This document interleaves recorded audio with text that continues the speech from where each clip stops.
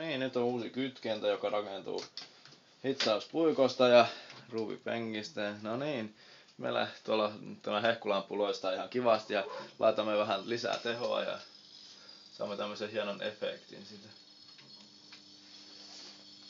Siellähän tuo loistaa ja savua ja kipinöi.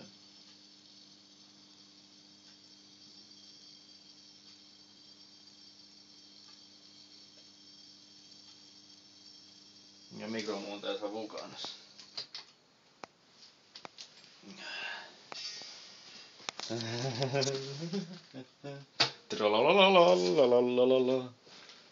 Hyy, vittu mikä haju. Hehkulampulla ei sen kummemmin. Otetaanko sieltähän suli nää karvat tänne pohjalle klöntiksi. Kokeillaan sitten uudestaan. Saatana mikä haju. No problematiikka. Nyt siitä tuli tämmönen yksinkertainen kaarilamppu. Kokeillaanpas kuinka paljon se valaisee. Joo, hieman se valaisee. Muuta ja hajuttaa lisää. Se on pientä. Kuuma kuin saatana, ei ne sormiakaan kehtaa pidä.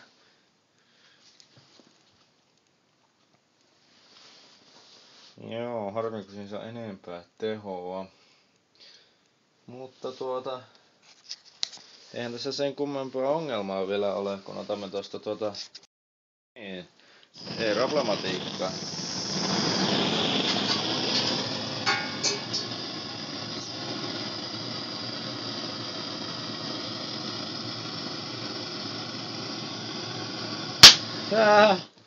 Siellä tuli pillureikä.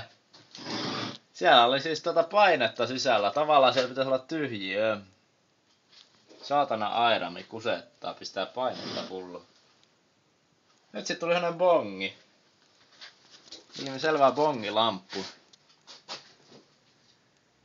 Tämähän on mielenkiintoista. Lämmitelläänhän sitä lisää. Tää on vähän siistumpi reikä. Tämähän kun menee kuin lasin kuvameella. No, siitä tuli sellainen tasainen, ihana tasainen bongireikä.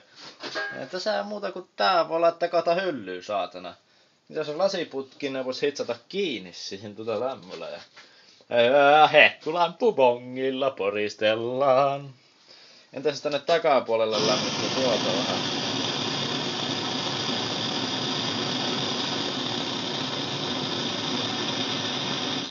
Eipä siellä mitään ihmeellistä tapahdu, kun ennen paineita on. Mutta semmoista. Siitä tuli oikein kaunis bongivalo. Oliko te reki? Mä olen reki, mä olen pullukka. Perkele.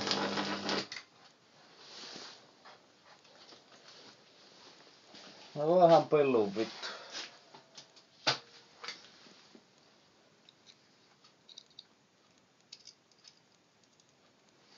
Kokeile vielä kerran.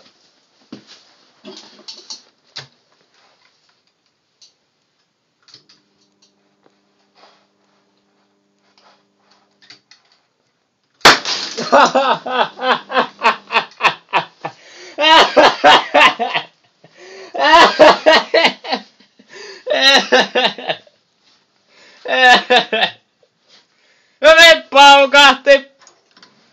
Pillun pituuks meni. Ei niin hyvin kuin mä oletin, mutta pamahti se kuitenkin. Tässä sellaista pillua tänään. Aika ohkaista lasia se loppujen lopuksi on niin, mutta joo. Perkele.